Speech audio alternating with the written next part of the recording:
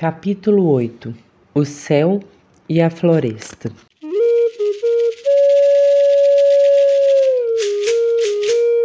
Quando, às vezes, o peito do céu emite ruídos ameaçadores, mulheres e crianças gemem e choram de medo.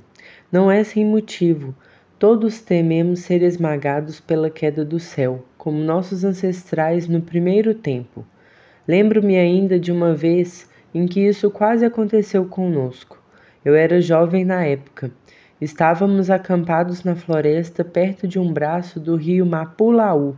Tínhamos saído com alguns homens mais velhos à procura de uma moça do rio Uxiú, que tinha sido levada por um visitante de uma casa das Terras Altas, a montante do rio Toutoube.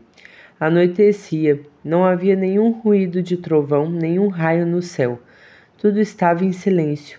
Não chovia e não se sentia nenhum sopro de vento. No entanto, de repente, ouvimos vários estalos no peito do céu. Foram se sucedendo cada vez mais violentos e pareciam bem próximos. Era mesmo assustador. Aos poucos, todos se puseram a gritar e soluçar de pavor no acampamento. Aê, o céu está despencando, vamos todos morrer. Aê, eu também tinha medo. Ainda não havia me tornado xamã e perguntava a mim mesmo, muito inquieto: o que vai acontecer conosco? Será que o céu vai mesmo cair em cima de nós? Vamos todos ser arremessados para o mundo subterrâneo? Naquela época, ainda havia grandes xamãs entre nós, pois muitos dos nossos maiores ainda estavam vivos. Então, vários deles começaram a trabalhar juntos para segurar a abóbada celeste. No tempo antigo, seus pais e avós haviam ensinado esse trabalho a eles, que por isso foram capazes de impedir mais uma queda. Assim, depois de algum tempo, tudo se acalmou. Mas estou certo de que, uma vez mais, o céu tinha sido ameaçado a se quebrar acima de nós. Sei que isso já ocorreu, muito longe da nossa floresta, lá onde a abóbada celeste se aproxima das bordas da terra. Os habitantes dessas regiões distantes foram exterminados porque não souberam segurar o céu. Mas aqui onde viemos, ele é muito alto e mais sólido. Acho que é porque moramos no centro da vastidão da terra. Um dia, porém, daqui a muito tempo, talvez acabe mesmo despencando em cima de nós. Mas enquanto houver xamãs vivos para segurá-lo, isso não vai acontecer. Ele só vai balançar e estalar muito, mas não vai quebrar. É o meu pensamento. Todos os seres que moram na floresta têm medo de ser eliminados pela imensidão do céu, até os espíritos. É isso, finalmente, que a gente de nossas casas receia. É isso que faz chorar. Todos bem sabem que o céu já caiu sobre os antigos há muito tempo. Conheço um pouco dessas palavras a respeito da queda do céu. Escutei-as da boca dos homens mais velhos quando era criança. Foi assim. No início, o céu ainda era novo e frágil, a floresta era recém-chegada à existência e tudo nela retornava facilmente ao caos. Moravam nela outras gentes criadas antes de nós, que desapareceram. Era o primeiro tempo, no qual os ancestrais foram pouco a pouco virando animais de caça. E quando o centro do céu finalmente despencou, vários deles foram arremessados para o mundo subterrâneo.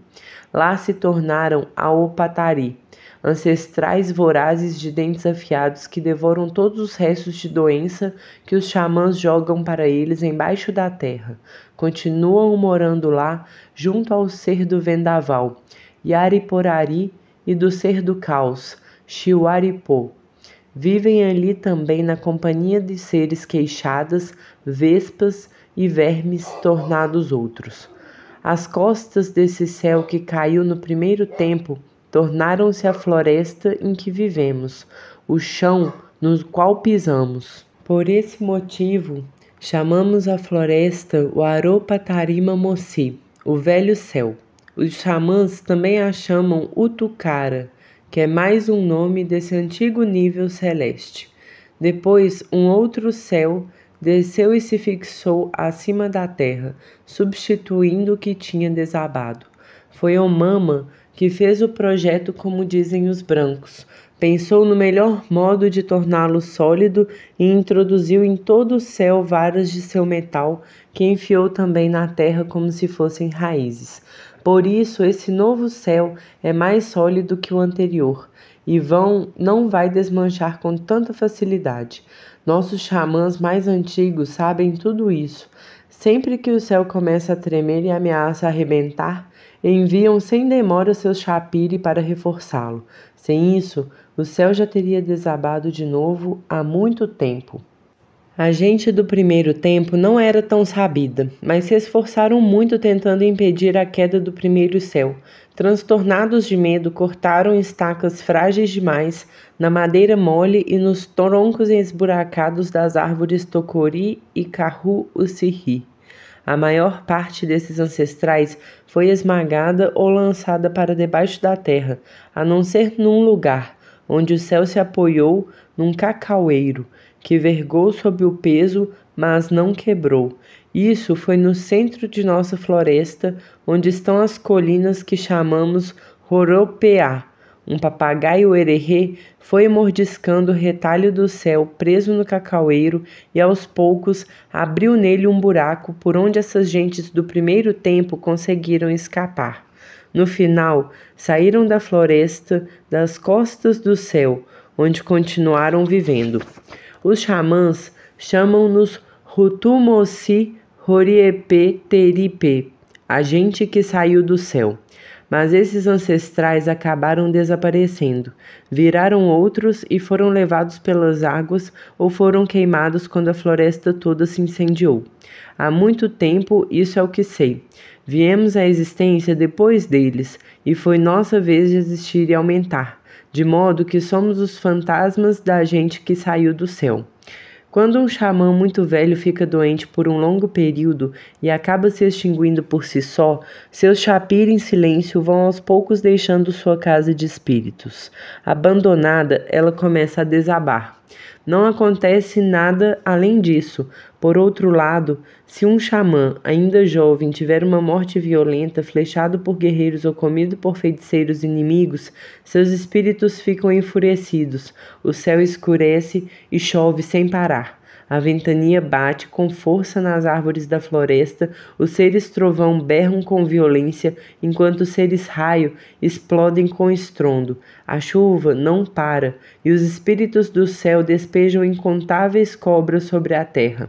Os espelhos dos espíritos onça se despregam e essas feras começam a rondar por toda a floresta.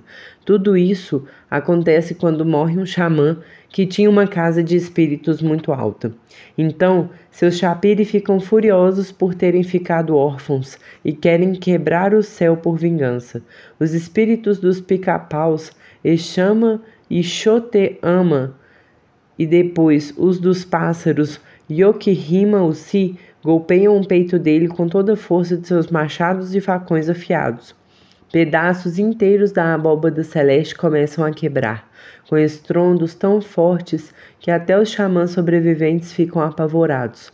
Então, eles devem despachar depressa seus próprios espíritos para consertá-la e conter a fúria dos chapiri órfãos. O céu se move, é sempre instável. O centro ainda está firme, mas as beiradas já estão bastante gastas, ficam frágeis. Ele se torce e balança com seus estalos aterrorizantes. Os pés que o sustentam nos confins da terra tremem tanto que até os chapiri ficam apreensivos. Um deles, porém, o espírito macaco-aranha, mostra ser de todos o mais corajoso. Vindo de muito longe, ele é sempre o primeiro a segurar os pedaços de céu que se desgarram e a tentar reforçá-lo. Não é um macaco da floresta, é um ser celeste, um espírito antigo e poderoso de mãos muito habilidosas. Ele, no entanto, não conseguiria fazer esses concertos sozinho. Muitos outros espíritos o auxiliam, como os do macaco da noite do Jurupará, da Irara-Oari e do esquilo Ayapaxi. Mas ele também chama como reforço os espíritos celestes Rutucari, os espíritos Raio e Apirari e os espíritos Trovão e Arimari. Todos esses chapires chegam em grande número, arrancam os machados e facões das mãos dos espíritos órfãos enfurecidos, abraçam-nos, fazem com que se agachem e procuram acalmá-los. Depois, juntando forças, procuram impedir que o céu danificado desabe. Os espíritos preguiça atiram varetas de metal com suas espingardas para preencher as brechas. Os espíritos formiga, Haroma Maci, despejam visgo nas rachaduras para vedá-las. Então os estalos vão parando aos poucos. No fim, quando o silêncio retorna à floresta, a gente de nossas casas e até quem costuma duvidar dos xamãs diz a si mesma: não é mentira, eles viram espíritos mesmo e sabem conter a queda do céu. Nossos ancestrais sabem fazer esse trabalho desde o primeiro tempo. Se não o tivessem feito, a abóbada celeste já teria despencado sobre nós há muito tempo. Mas apesar de todos esses esforços, o céu continua instável e frágil, à mercê dos espíritos dos xamãs mortos que sempre querem recortá-lo. Os Chapiri também trabalham sem descanso para impedir a floresta de retornar ao caos. Quando a chuva cai sem parar e o céu fica coberto de nuvens baixas e escuras durante dias, a um dado momento, não aguentamos mais. Ficamos sem poder caçar nem abrir roças novas para plantar bananeiras. Temos pena de nossas mulheres e crianças que ficam com fome de carne de caça. Ficamos cansados da umidade e também temos vontade de comer peixe. Então acabamos pedindo ajuda aos xamãs mais antigos, conhecedores dos seres da chuva Maari, para que o convença a parar. Então, logo bebem a coana e começam a trabalhar. Seus espíritos limpam o peito do céu e depois vão chamar o Ser Sol, Motokari e Omoari do tempo seco. Depois viram a chave das águas de chuva e trazem de volta a claridade do céu. Quando eu era criança, muitas vezes vi meu sogro trabalhar assim para fazer a chuva recuar e alegrar a floresta. Chamamos isso de fazer paemuu. Durante o tempo da cheia, as filhas e filhos do ser da chuva, Maari, e do tempo encoberto, Rueri, dançam alegremente acima da floresta, agitando folhas novas de palmeira ou coci, como os convidados durante a dança de apresentação. Se as palmas estiverem muito úmidas, a chuva não acaba mais.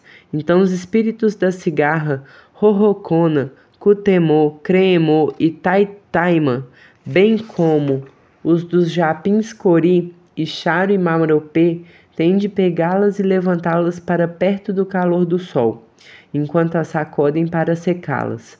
Começa a soprar uma brisa. É do verão que chamamos Iprocô. Todos esses chapires são as filhas e genros do ser do tempo seco, o Moari. Por isso, sabem fazer esse trabalho tão bem. Mas, para que o aguaceiro termine mesmo, ainda é preciso que os espíritos do pica-pau, Exama e do lagarto Urorá levantem o pênis do ser da chuva e o amarrem em torno de sua cintura. Aos outros chapiri, caberá em seguida deitá-lo na rede e lhe oferecer tabaco para aplacar sua ira. Depois, com muito cuidado, devem tirar de sua cabeça o grande cocar de plumas úmidas, para pô-lo a secar também. É assim que a luz do sol e o calor podem enfim voltar à floresta. A estação seca se instala e as chuvas começam a baixar. Os brancos não conhecem as imagens do ser da chuva e de seus filhos.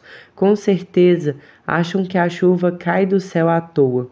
Eu, ao contrário, as contemplei muitas vezes em meu sonho, do mesmo modo que meus maiores as viram antes de mim. Assim é. As palavras da gente da floresta são outras. A estiagem tampouco pode voltar, enquanto as filhas de Motu Uri, o ser das águas subterrâneas, continuarem brincando eufóricas nos rios. Os xamãs então devem enviar seus espíritos para acabar com as suas brincadeiras e levá-las de volta para o seco. São os espíritos das cigarras e borboletas que se encarregam disso, em companhia da mulher, das filhas e das noras do ser Sol, Motokari. Depois, o espírito do fogo celeste, Torumari, ainda tem de flechar o próprio Motu-uri, puxá-lo pelos braços e queimá-lo. Por último, o espírito do pássaro, Koromamari, perfura o solo com sua barra de ferro, para que as águas escorram para debaixo da terra. Só então o nível dos rios começa a baixar. Mas, para fazer a chuva e a cheia, os Chapiri também podem lidar com a árvore da chuva. Maari é gigantesca, de suas folhas escorre água o tempo todo. Os xamãs antigos a conhecem bem. Meu sogro me contou que cresce nos confins da terra e do céu. É a morada dos seres da noite Titiri e dos seres minhoca Oremari. Quando a árvore Maari floresce, começa a chover na floresta e as águas dos rios sobem. Para fazê-la parar de escorrer, os espíritos dos japins, Napori e dos macacos Guariba devem sacudir sua ramagem com força para fazer cair as flores. Depois, os espíritos arara devem cortar seus galhos, auxiliados pelo espírito anta, que os acompanha com sua grande canoa.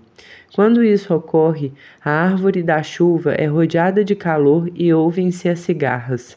Os espíritos genro do ser do tempo seco vão buscar o sogro e, para chamá-lo de volta à floresta, entoam com ele um diálogo de convite e imu. Recolhem para ele os peixes mortos dos igarapés que vão secando. Ao final, ele concorda em começar a voltar do lugar distante em que tinha se refugiado. Assim é. O Moari, o ser da seca, não responde nem aos espíritos das folhas, nem o das árvores, nem aos ancestrais animais. Se os Chapiri que conhece não fossem buscá-lo, ele não viria por conta própria.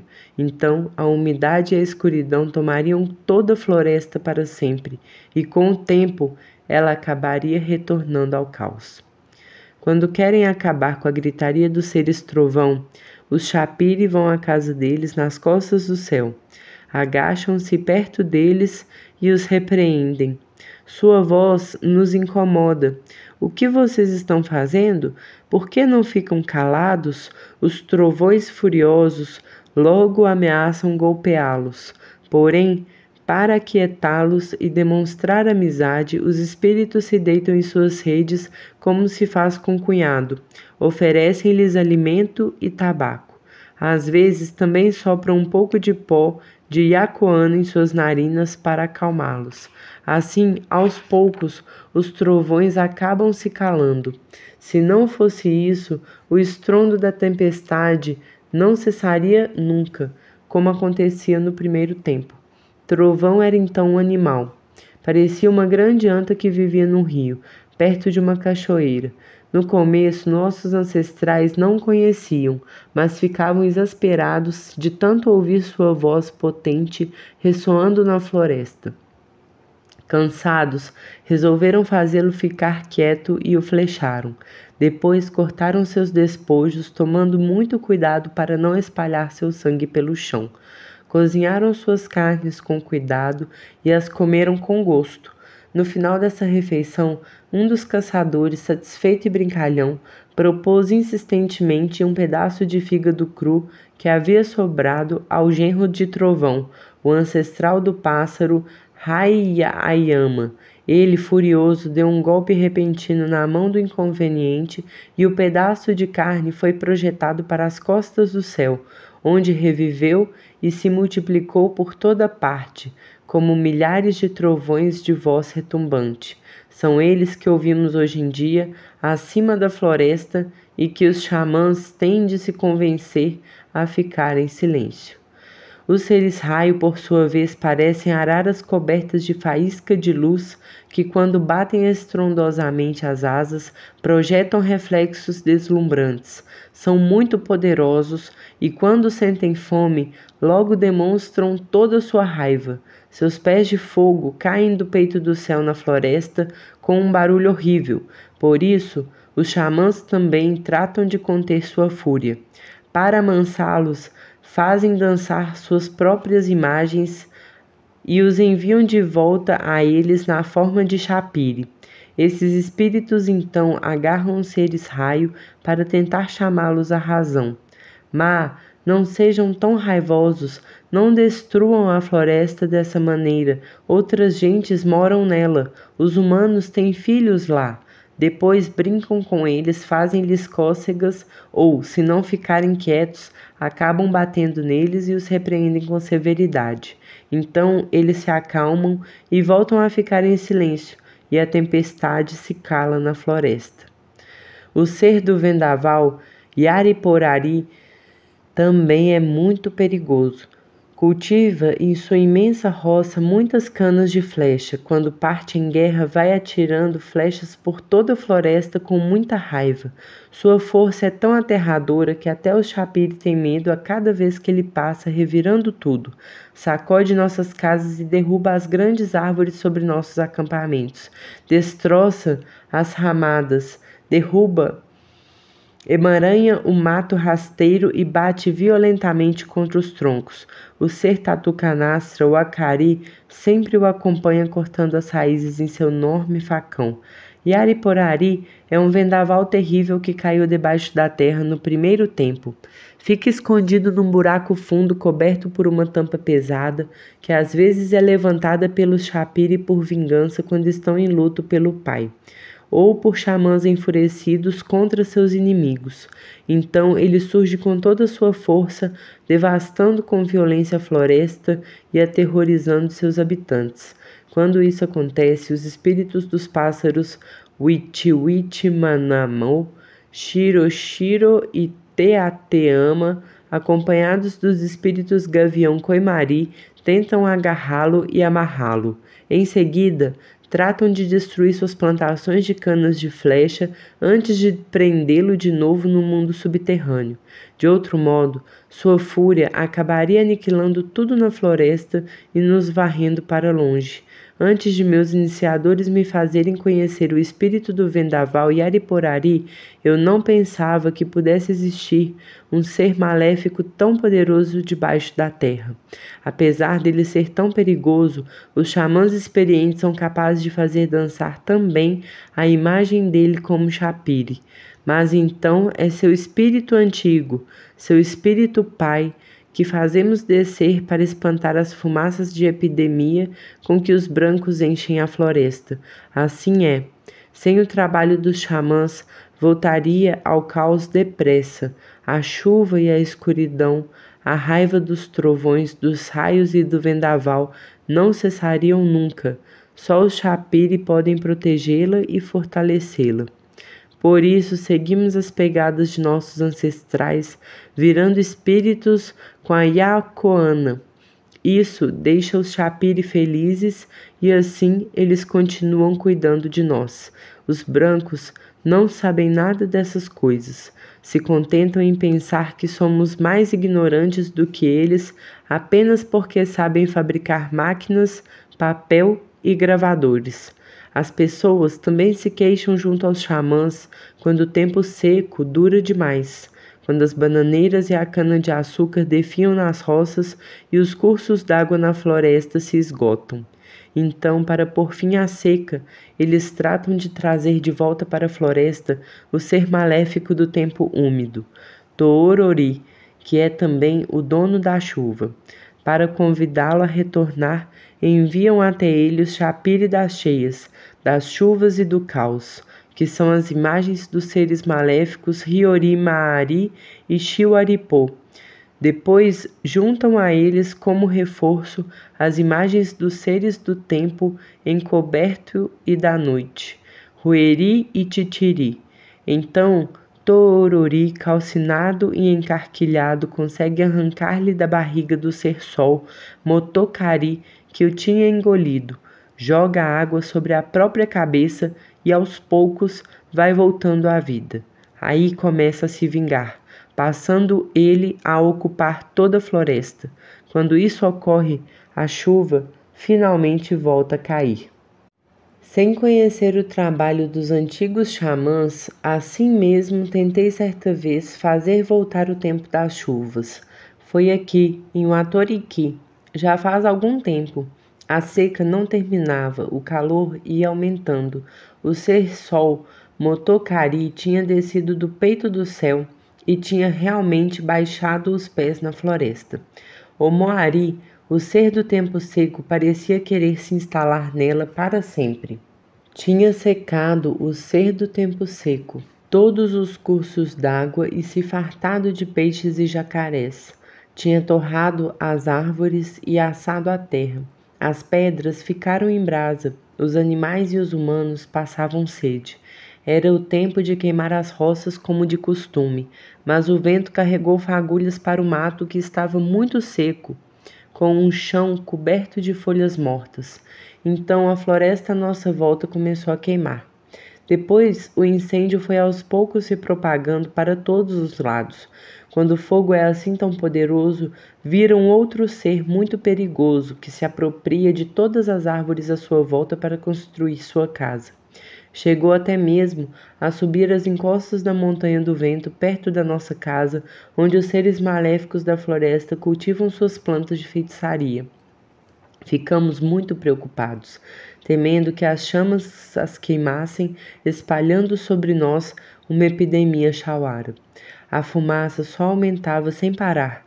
Primeiro, elevou-se bem alto no peito do céu, depois recaiu sobre nós, cada vez mais baixa e densa, cobriu toda a floresta. Nossos olhos estavam irritados e o peito muito seco. Não enxergávamos quase mais nada à nossa volta e tossíamos sem parar. Era muito difícil respirar. Tínhamos medo de tudo pegar fogo e acabarmos morrendo sufocados. Temíamos por nossos filhos, nossa casa e nossas roças. Então, com o meu sogro e todos os xamãs de Watoriki e alguns outros que avisamos por rádio, bebemos pó de yacoana e começamos a trabalhar para atrair a chuva. Primeiro, fizemos dançar a imagem de Omama para bater no fogo e esmagá-lo. Depois, chamamos os espíritos dos trovões e os de seus genros, para despejarem as águas do céu sobre o braseiro. Fizemos também dançar a imagem do ser do vendaval, para que ela empurrasse a fumaça no céu e a expulsasse para longe de nós. Assim, pouco a pouco, o fogo começou a diminuir. Nossos espíritos então afugentaram o ser do tempo seco, o Moari com palavras hostis. Volte para sua casa. Não vá querer se instalar aqui, senão toda a floresta vai queimar e seus habitantes junto. Em seguida começaram a chamar de volta o ser do tempo das chuvas, Torori, para limpar a floresta. Trabalhamos assim durante dias, até que, finalmente, a chuva começou a cair. Se não tivéssemos feito isso, todas as árvores teriam sido incendiadas até a terra dos brancos, porque aquele não era um fogo qualquer, era um ser maléfico muito perigoso, um espírito fogo, comedor de gente que chamamos Naikiariwake. Era o espírito do fogaréu Morushiwake, que saiu da terra, o mesmo que consumiu toda a floresta no primeiro tempo. Esse fogo vem de longe, vem de onde mora o sol. No lugar em que vive, as águas estão sempre fervendo. Seu representante é o que os brancos chamam de vulcão. É tão poderoso que queima até a areia e as pedras. Em seus discursos à noite, nossos mais velhos, xamãs, nos falaram várias vezes do incêndio que, no tempo de Omama, devastou as terras altas da floresta. Contaram-nos que, em certos lugares, as árvores jamais voltaram a crescer. As terras sem árvores nas nascentes dos rios, que chamamos Puruci, são as marcas do caminho desse antigo incêndio. Não apareceram ali sozinhas à toa. Noutros lugares, ao contrário, a floresta cresceu de novo, porque o ser da riqueza da terra, que chamamos o Ture-Oneroperi, trabalhou sem parar para replantá-la. É um trabalhador incansável, repovoou o solo calcinado com todas suas árvores e plantas da roça, mandioca, bananeiras, pupunheiras, raza-ri, para nossos ancestrais, seus filhos e netos poderem comer. Se ele não tivesse existido, teríamos ficado famintos para sempre e daríamos muita pena. Antigamente, nossos maiores, quando se tornavam xamãs, sob efeito das folhas de feitiçaria Hayakoarihana, eram capazes de chamar as imagens dos queixadas e, assim, de atrair essa caça para perto de suas casas. Um dos antigos xamãs de nossa casa, que eu chamava de cunhado, sabia fazer dançar esses espíritos queixada, mas já não vive. Quando morreu, vi sua casa de espíritos desabar e, na queda, rasgar os frágeis caminhos desse chapire. Ele nos havia prevenido. Assim que meu fantasma tiver partido para as costas do céu, vocês não verão mais queixadas na floresta. Ficarão se lamentando de fome de carne.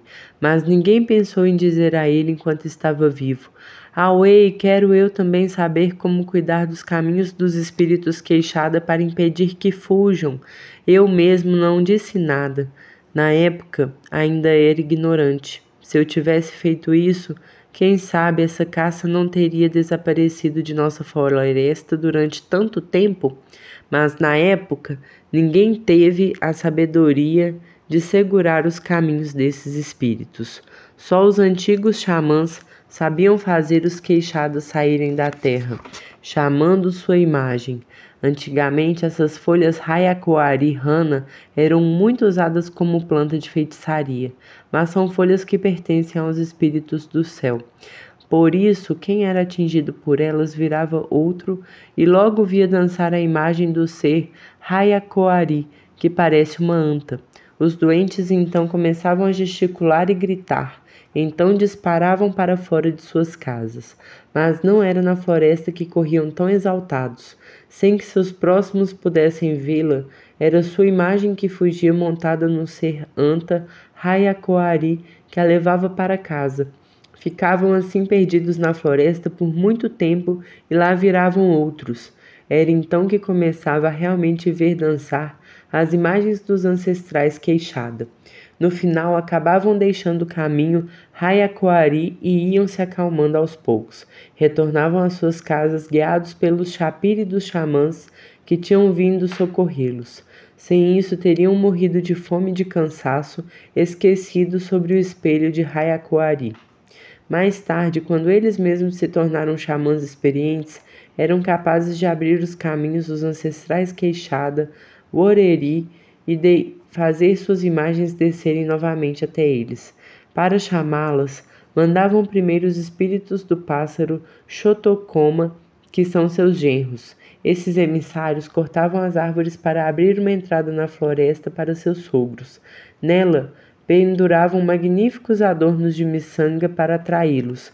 Depois faziam ressoar o chamado de suas flautas de bambu torá, para que os espíritos queixada viessem dançar junto do xamã que os enviara. Então, os queixadas também se aproximavam de nossas casas para serem caçados. Era assim que nossos maiores trabalhavam para saciar a fome de carne dos seus. Os caminhos dos espíritos queixadas são, no entanto, muito frágeis. Assim que morre o pai deles, os caminhos arrebentam e voltam para debaixo da terra. Então, por mais esforço que os outros xamãs façam para trazê-los de volta, não conseguem. Os ancestrais queixada ficam no mundo subterrâneo até que outro rapaz se torne xamã sob efeito das folhas Hayakoarihana e reaprenda a chamá-los. As antas, por sua vez, só apareceram na floresta ao alcance dos caçadores quando os xamãs fazem vir a imagem de seu ancestral, que chamamos de chamari.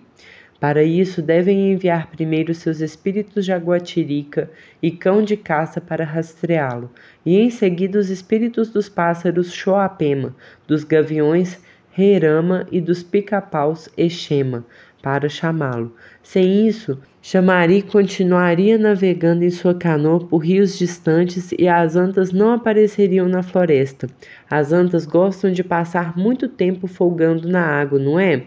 Espíritos de todos os pássaros de que falei são seus genros, por isso ele atende ao chamado de suas flautas e aceita seu convite.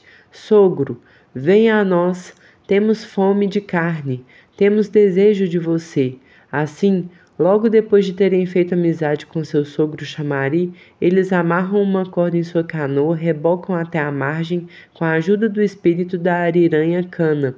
O ancestral Anta então desce de sua embarcação e volta a entrar na floresta. Seus genros, solícitos, indicam a ele onde encontrar seu alimento preferido. As frutas das palmeiras Ryokossi e Erici, e também as da árvore Apiaqui, Oruxiri, Maquimari, Raparacassi, Pirima Altiritô. É desse modo que os xamãs atraem as antas para a terra firme para podermos caçá-las na floresta.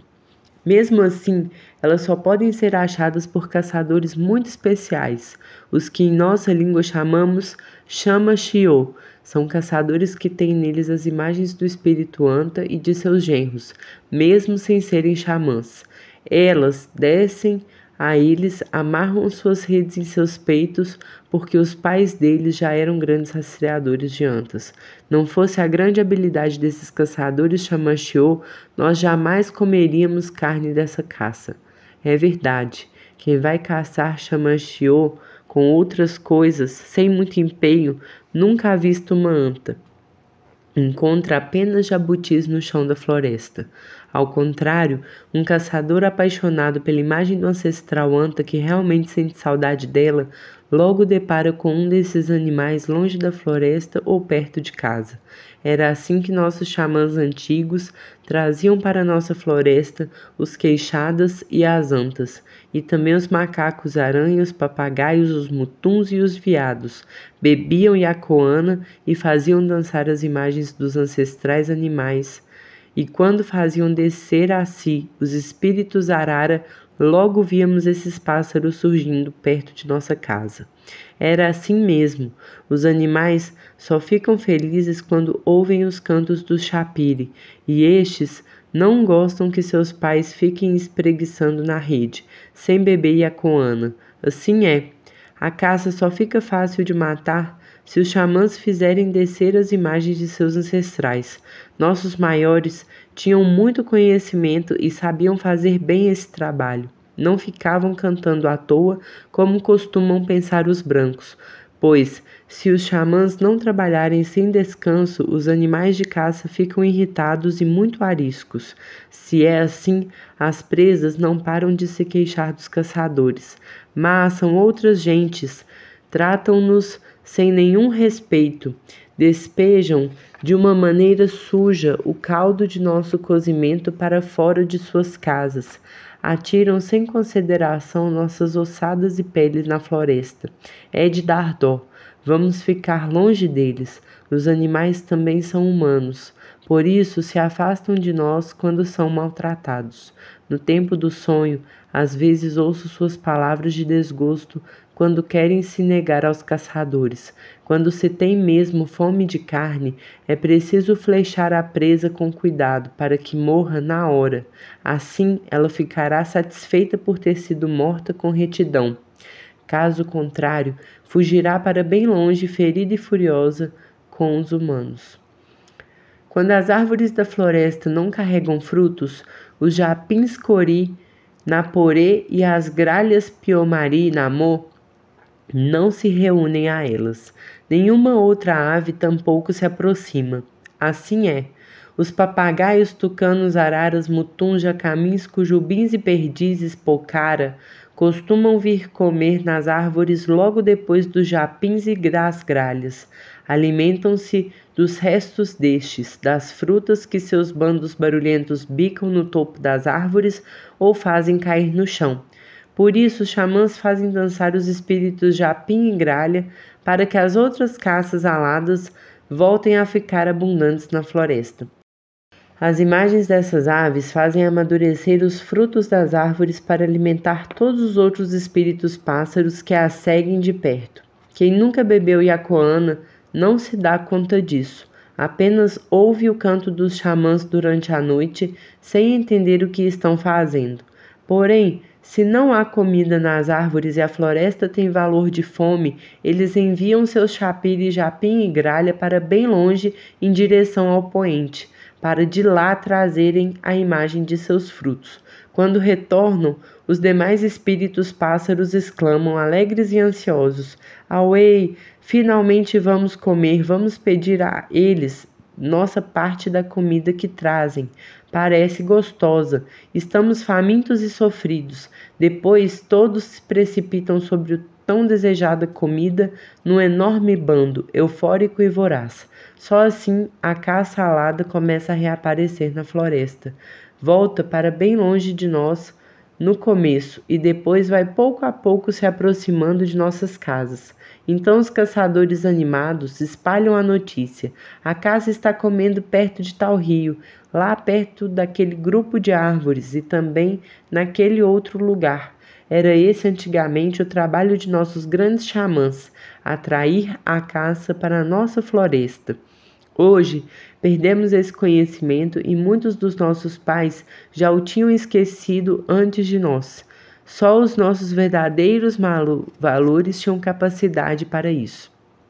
Conseguiam juntar uma multidão de papagaios e araras nas palmeiras Ocossi e Ocaracici, onde brincavam um pouco desconfiados.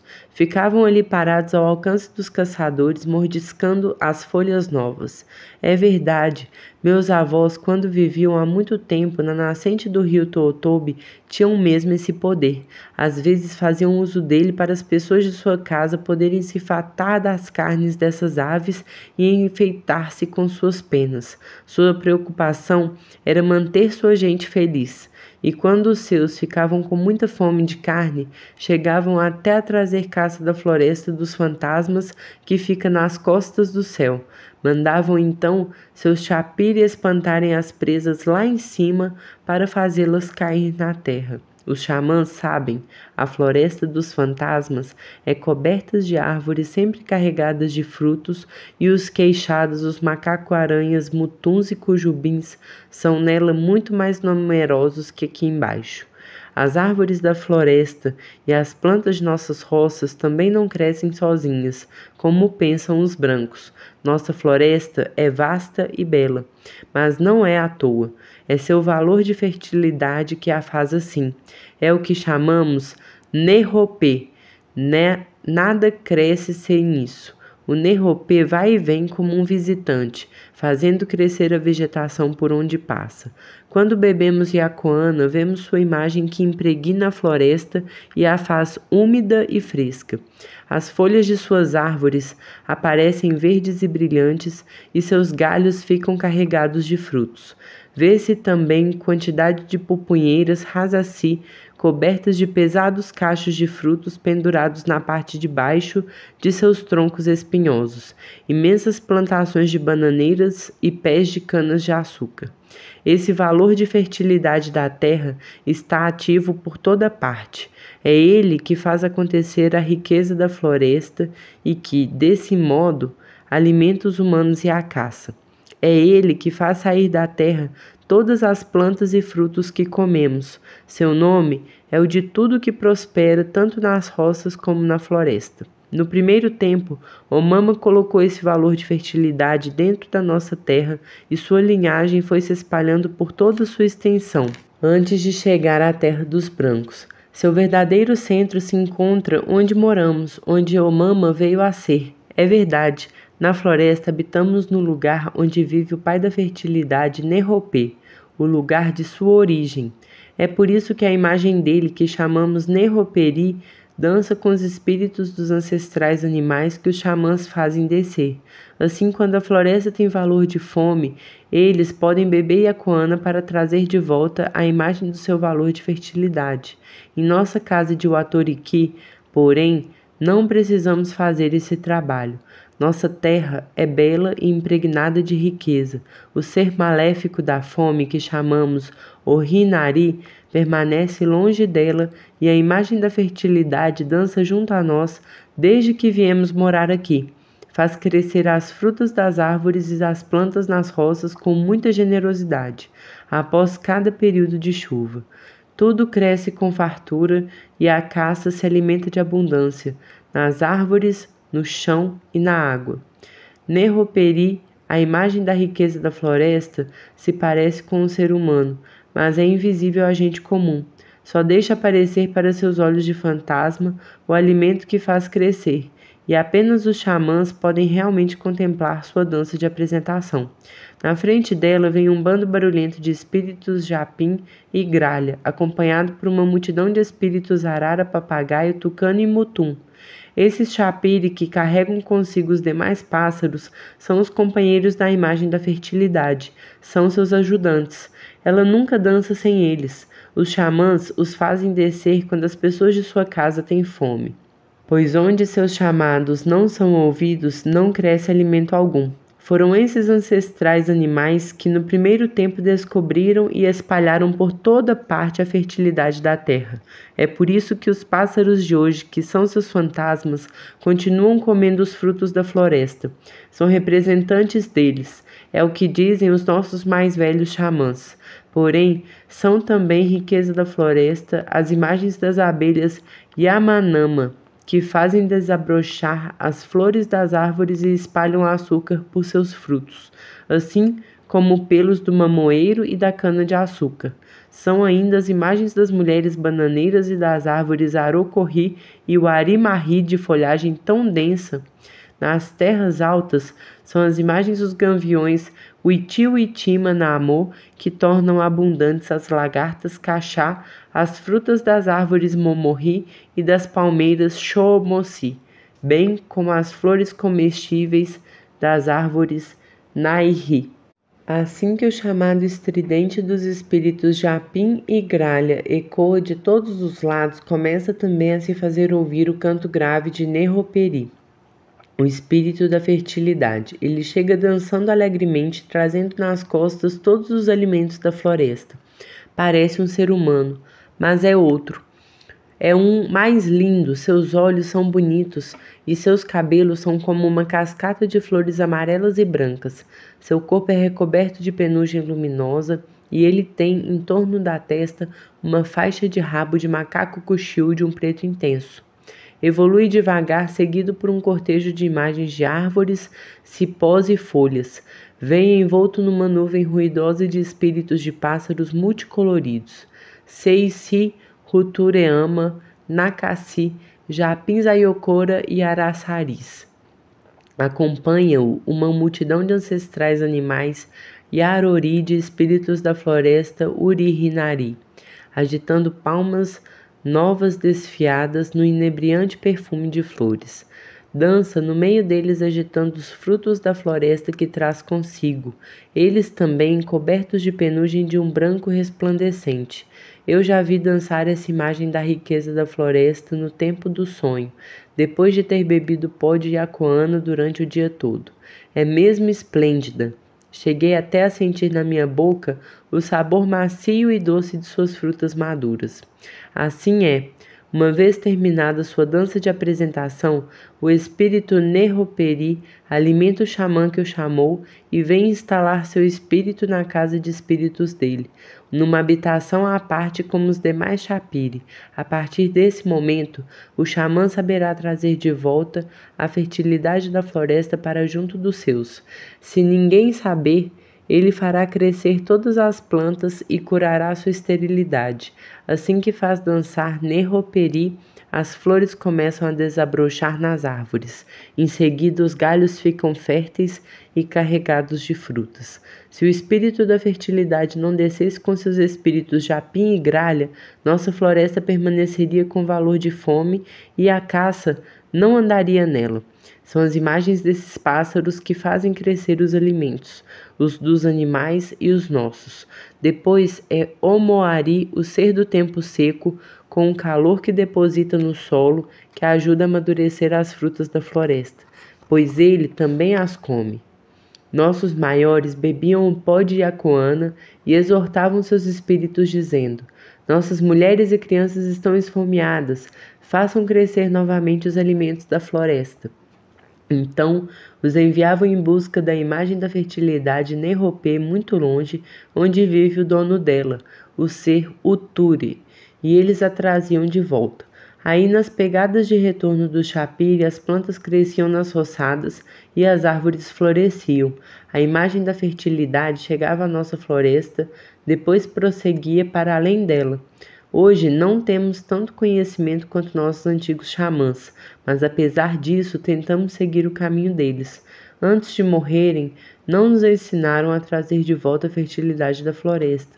Mesmo assim, aprendemos a virar espíritos por nossa vez e também chegamos a conhecer sua imagem, fazendo-a dançar no tempo do sonho. Quando a riqueza da floresta se afasta de nossas casas, não retorna por conta própria. Os xamãs têm de se esforçar muito para trazer de volta sua imagem. Sem ela, os frutos das árvores e das plantas das roças param de crescer. Depois disso, precisam continuar trabalhando muito para retê-la, pois ela pode fugir a qualquer momento e nunca mais voltar. Quando isso acontece é porque o Hinari, o ser da fome, instalou-se na floresta no lugar dela. Vindo de muito longe, de onde os brancos não têm nada mais o que comer, ele fica de tocaia para nos maltratar. Por mais que plantemos e trabalhemos duro, nada cresce em nossas roças, nem bananeira, nem mandioca, nem cana-de-açúcar. Todas as plantas cultivadas definham e na floresta os galhos das árvores continuam vazios. A caça vai rareando. Então dizemos: Uri aneori. A floresta tem valor de fome. O Hinari é o que os brancos chamam de pobreza. É um ser maléfico que mata aos poucos. Quando decide se instalar na floresta, pode permanecer muito tempo no mesmo lugar. Aí as pessoas logo ficam sem nada para comer. Dia após dia ele sopra seu pó de iacoano nas narinas delas, fazendo-as virar outras. Então elas ficam cada vez mais fracas. Seus membros não têm mais energia e elas sentem fortes tonturas. Seus ouvidos entopem, sua voz seca, seus olhos vazios causam dor. Definham aos poucos e acabam desmaiando. Depois morrem, só pele e osso. Para evitarem que isso aconteça, os xamãs devem beber mais e mais iacoana para enviar seu chapéu em busca da imagem da fertilidade em florestas distantes ou até mesmo nas costas do céu.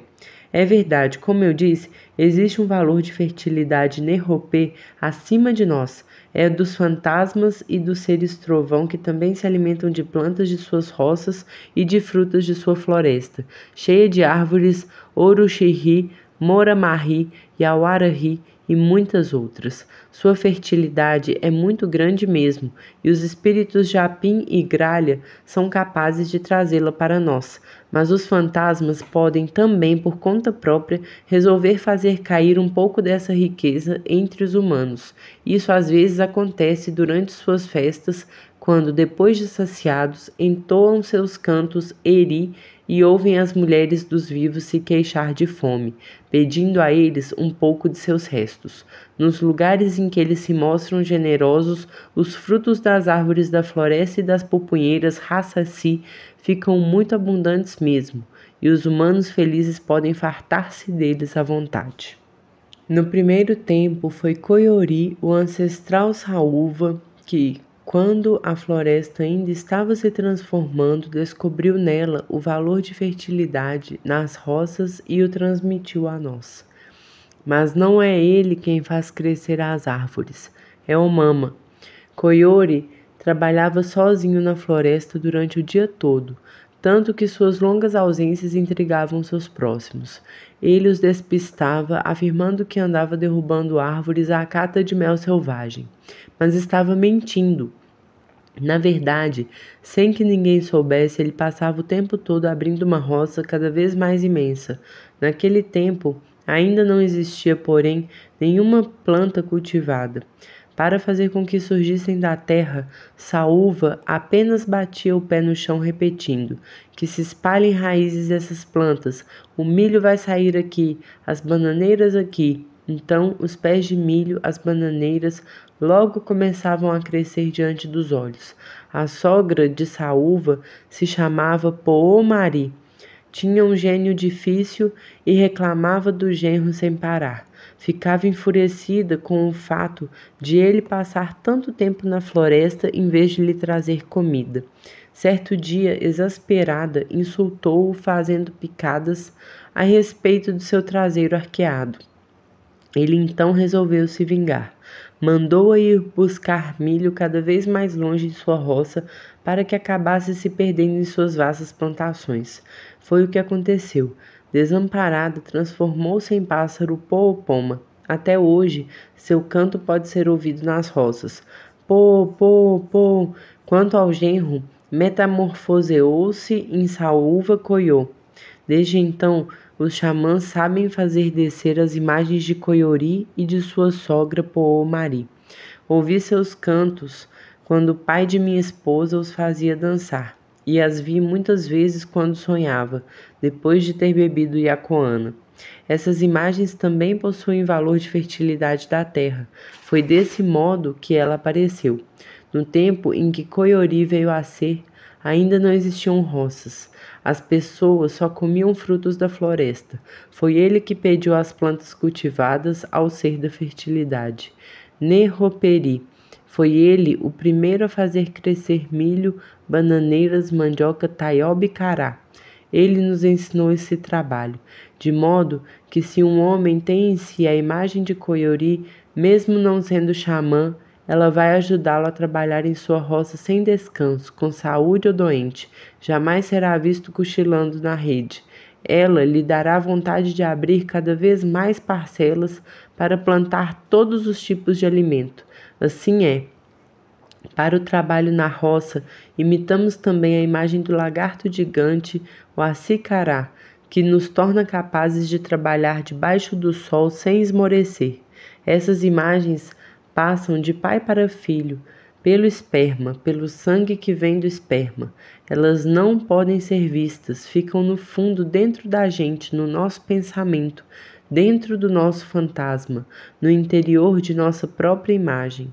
Nessas roças, são os espíritos da Juruti Oretô que cuidam das bananeiras, plantam-nas com os humanos e acompanham o seu crescimento, pois também são mulheres espíritos de fertilidade, Nerropeioma. Entretanto, são os espíritos morcego e macaco-aranha que brincam e copulam com os brotos de bananeira quando ainda são moças, fecundam-nas com seu valor de fertilidade e elas então começam a ficar carregadas de cachos volumosos. É verdade, as bananas não nascem sozinhas à toa. As bananeiras são mulheres plantas. Seus frutos nascem porque elas ficam grávidas e parem. É assim com tudo que cresce nas roças e na floresta. As mulheres plantas primeiro ficam grávidas. A gravidez dura algum tempo. Depois elas dão luz. É então que os frutos aparecem. Elas nascem como humanos e animais.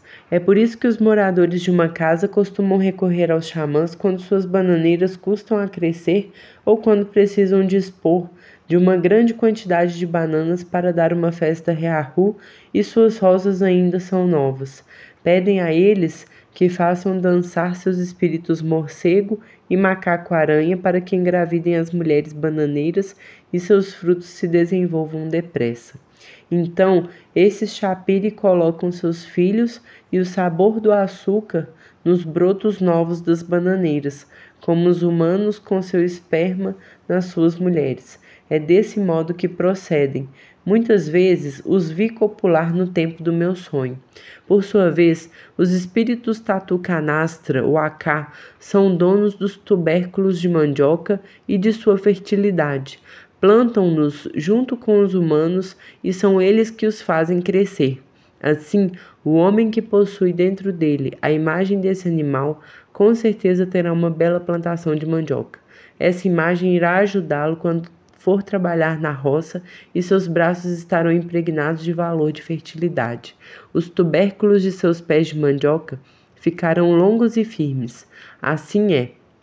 Se pedirmos a eles, os xamãs podem também chamar e fazer dançar o espírito tatu canastra e seu valor de fertilidade para engrossar os tubérculos de uma plantação de mandioca que não está produzindo bem.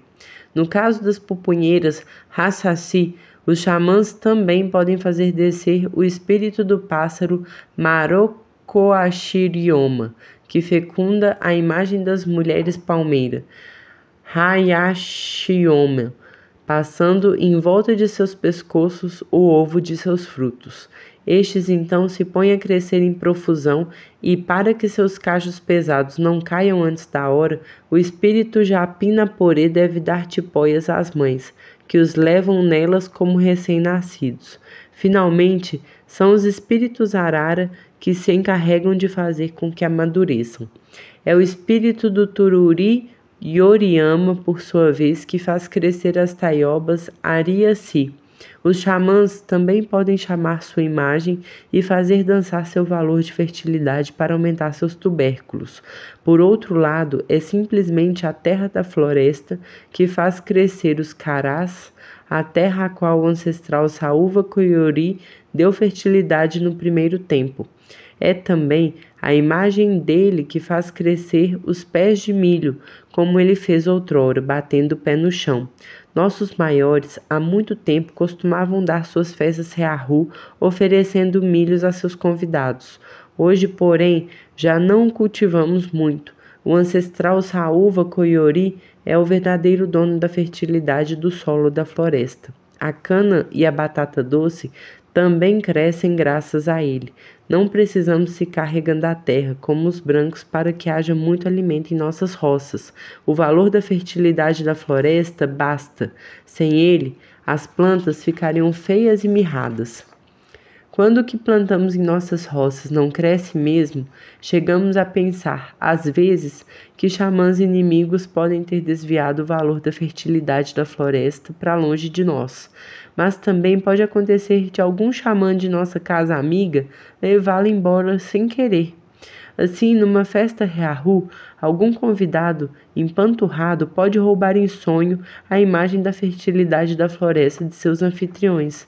Tornado fantasma sob efeito da enormidade de mingau de banana que estes o fizeram beber. Pode levar para sua própria casa os espíritos morcego que fizeram crescer aquelas frutas para que passem a dançar na sua roça. Assim é. Quem bebe muito mingau de banana ou de pupunha numa festa, vira outro, e à noite as imagens da fertilidade dessas frutas vêm visitá-lo. Ocorreu comigo certa vez, numa festa rearru na casa dos Chatamari, do rio Capirota-U. Tinha tomado tanto mingau de pupunha que trouxe de lá a imagem do pássaro Marocaoashirioma, que as tinha feito crescer.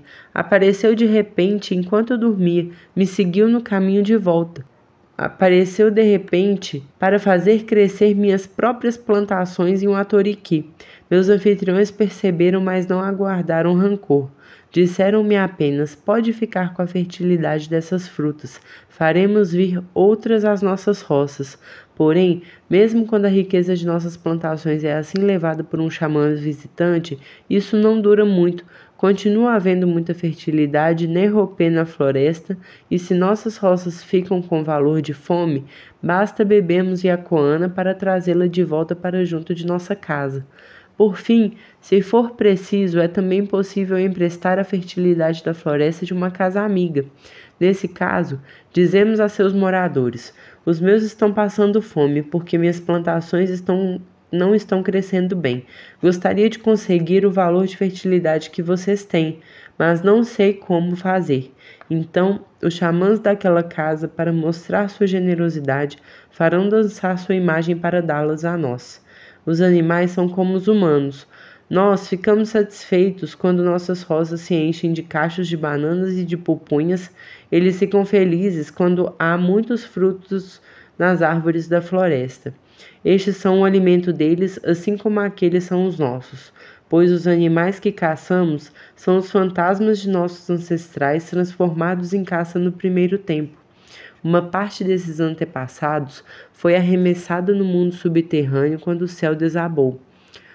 Outra ficou na floresta, na qual nós também viemos a ser criados, e virou caça.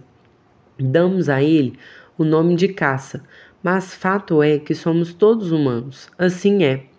Quando a riqueza da floresta vai embora, os animais ficam esqueléticos e vão rareando, pois é ela que costuma fazer a caça prosperar. Com ela, os animais incorporam e fazem filhotes, que por sua vez crescem e se multiplicam porque comem seus frutos maduros e doces. Para viver, suas imagens devem se alimentar das imagens do valor da fertilidade da floresta. Por isso, os xamãs também fazem descer a imagem da gordura da caça junto com a da fertilidade da terra. Essa gordura das antas, dos queixadas e dos macacos-aranha vem e para além da terra dos ancestrais dos brancos. É ela que engorda também o gado deles e faz algumas ficarem tão enormes. Nós a chamamos Yarori-Pewit, a gordura dos espíritos animais. Para trazê-la até a sua floresta, os xamãs têm de despachar para longe os chapire dos pássaros, Napore e Utuma. Ela vem de um ser muito antigo que aos olhos dos xamãs parece um macaco-aranha gigante. Este ser fica escondido a montante do céu, onde nasce o sol.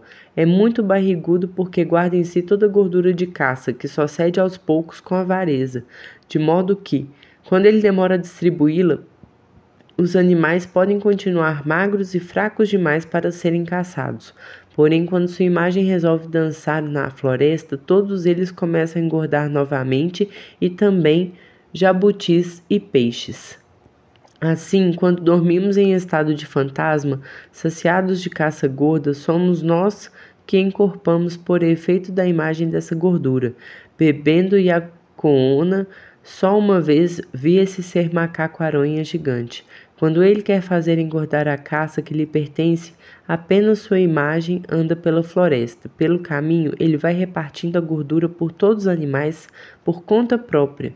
Somente os mais antigos xamãs são capazes de chamá-lo para engordar a caça. Eu ainda não sei fazer isso e não quero fingir. Tentarei quando tiver certeza de conhecê-lo de verdade. Não quero ser como esses xamãs que querem enganar quem os ouve e ficam se gabando de fazer descer chapire que mal viram de quem não sabem quase nada. Os chapires se movimentam e trabalham na floresta, nas costas do céu e na terra em todas as direções, inumeráveis e potentes para nos proteger. Atacam sem trégua os seres maléficos e as epidemias que querem nos devorar. Limpam o útero das mulheres esterilizadas por substâncias de feitiçaria chapoquiqui e copulam com elas para que voltem a ter filhos de seus maridos. Eles reforçam a floresta quando ela vira outra e quer se transformar de novo. Sem eles, as plantas das roças não cresceriam, as árvores não dariam frutos e a caça ficaria magra. A floresta só teria valor de fome. Eles seguram o céu quando ameaça desabar, contêm a ira dos trovões, afastam as filhas do ser da chuva e prendem os ventos de tempestade, advertem o ser do tempo encoberto e atrasam o do anoitecer, afastam o espírito da noite e chamam o orvalho para que a aurora desponte mais depressa. Eles contêm o ser do caos, Shiwaripô, que quer emaranhar a floresta quando cheira o sangue menstrual das moças que saíram cedo demais da reclusão. Mandam de volta para as costas do céu as cobras e os escorpiões que de lá caíram. Mantém fechado o espelho dos espíritos onça para impedi-los de sair da terra, do lugar em que nossos ancestrais encontraram o ovo que lhes deu origem. É verdade, as onças nasceram de um ovo. No primeiro tempo, foi encontrado boiando na água por velhas que tinham ido coletar caranguejos e camarões no igarapé. Curiosas, aproximaram-se dele e ouviram que emitia um rugido surdo. Carregaram-no num cesto até sua casa, onde nossos ancestrais perplexos por fim o cozinharam e comeram. Porém, sem pensar, jogaram os pedaços de sua casca na floresta, que se transformaram e se espalharam por toda a floresta como onças. Assim é, os chapire nos protegem contra todas as coisas ruins, a escuridão, a fome e a doença. Afastam-nas e combatem-nas sem descanso. Se não fizessem esse trabalho, nós daríamos dó. O vendaval, os raios e a chuva não nos deixariam um momento de trégua. A cheia dos rios inundaria a floresta continuamente. Ela ficaria infestada de cobras, escorpiões e onças, invadida pelos seres maléficos das epidemias. A noite envolveria tudo. Teríamos de ficar escondidos em nossas casas, esfomeados e apavorados. Começaríamos então a virar outros, e o céu acabaria caindo novamente. Por isso nossos ancestrais começaram a fazer dançar os chapire no primeiro tempo. Sua preocupação desde sempre foi proteger os seus, como Omama havia ensinado a seu filho. Nós apenas seguimos suas pegadas. Os xamãs Yanomami não trabalham por dinheiro como os médicos dos brancos. Trabalham unicamente para o céu ficar no lugar. Para podermos caçar, plantar nossas roças, viver com saúde. Nossos maiores não conheciam dinheiro. Omama não lhes deu nenhuma palavra desse tipo. O dinheiro não nos protege, não enche o estômago, não faz a nossa alegria. Para os brancos é diferente. Eles não sabem sonhar com os espíritos como nós. Preferem não saber que o trabalho dos xamãs é proteger a terra, tanto para nós e nossos filhos, como para eles e os seus.